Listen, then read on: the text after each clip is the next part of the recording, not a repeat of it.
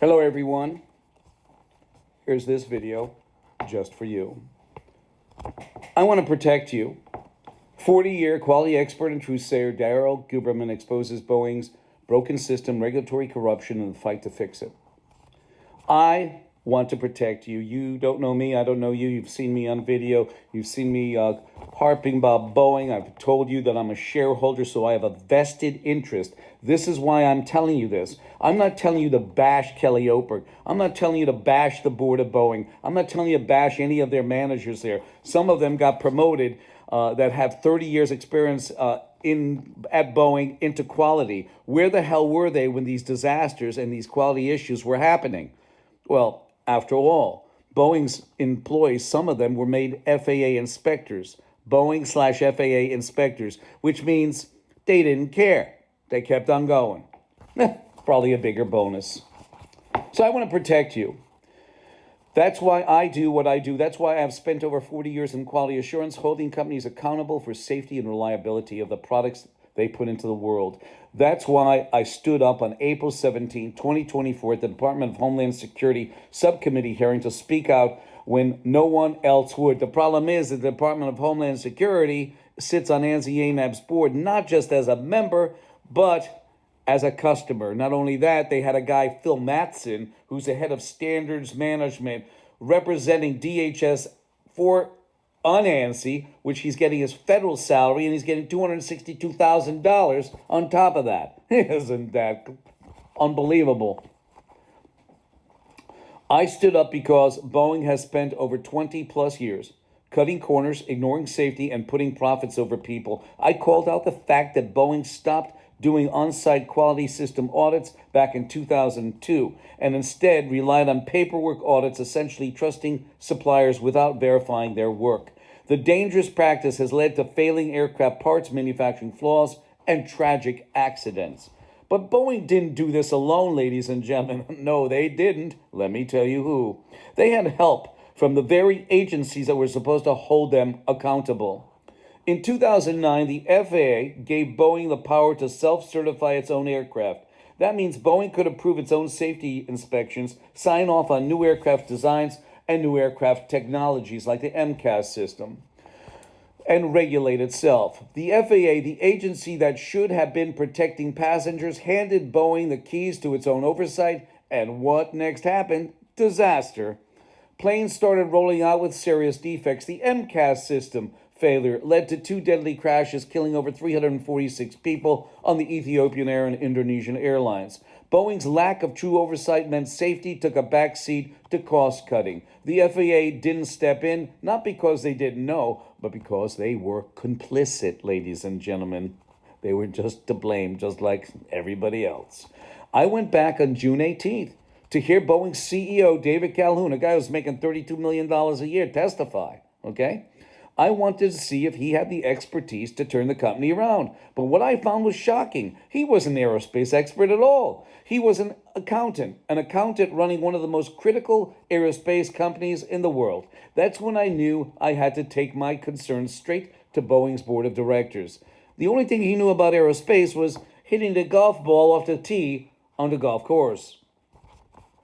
So in July 2024, I submitted a 42-page document detailing my abilities to assist the company getting out of this dark tunnel they're in. Boeing has been covering up all this information, and so is the FAA. It's unbelievable. And the DOJ, who said before Pam Bondi got on board, but still, nevertheless, she's still up to her neck in a quagmire with Anzi Yanab, they said that the FAA lied. Boeing lied to the FAA. Actually, it's true, but they lied to each other. But anyway, that Boeing lied to the FAA. What? They didn't even have to tell the FAA. They were an agency of the FAA. They said, the FAA, forget about it. And they didn't have to tell the pilots either. An accountant running one of the most critical aerospace companies in the world. That's when I knew I had to take it on hand, and I sent this document in, and this is what I said. This is what happened. I included 11 letters of recommendation, proof of my decades of experience in quality assurance.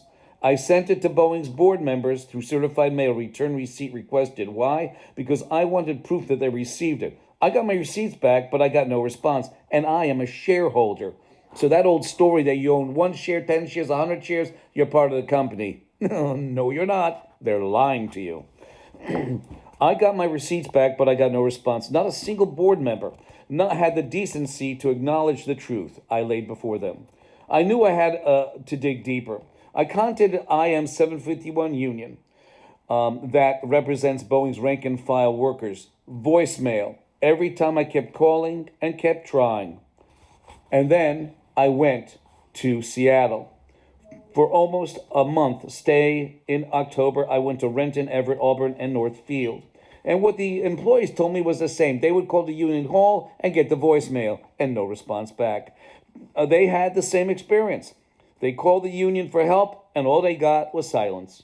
For nearly a month, I spoke with Boeing workers, listening to their stories. They told me the truth. There's no real management on the floor. Executives nowhere to be found. Employees said they never saw Boeing's top leadership, or what they call the C-suite, the CEOs and vice presidents. They must all be playing golf, one worker told me.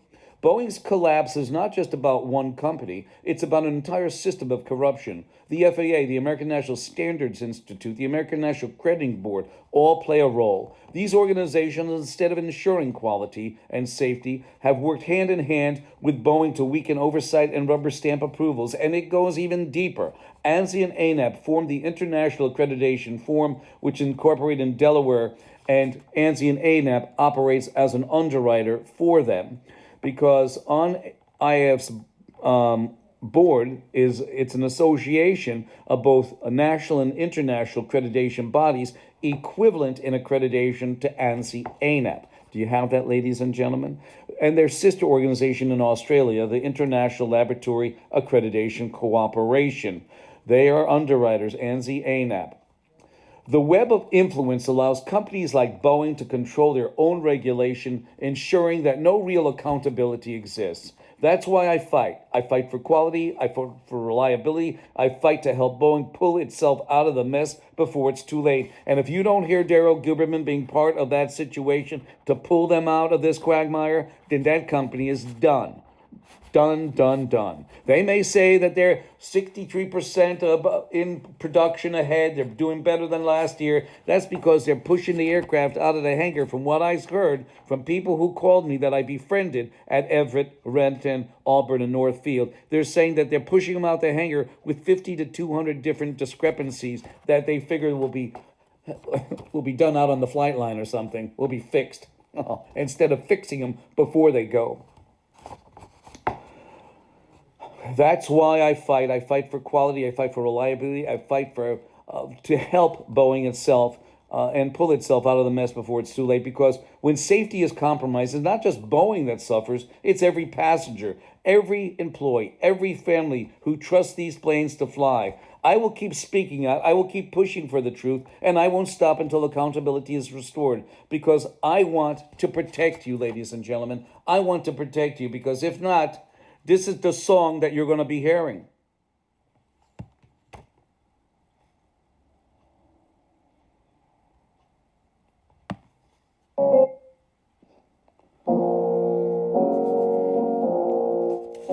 My number is 203-556-1493. This will be the song you'll be hearing if Boeing does not get Daryl Guberman in some capacity to bring quality initiatives true from outside. They don't need a dark horse, as many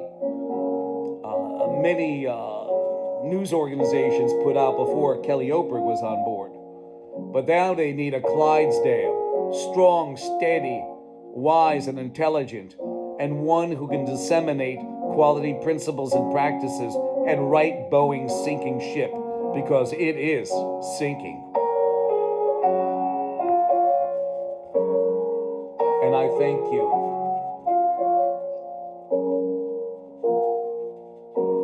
This will be the song if Boeing doesn't do the right thing.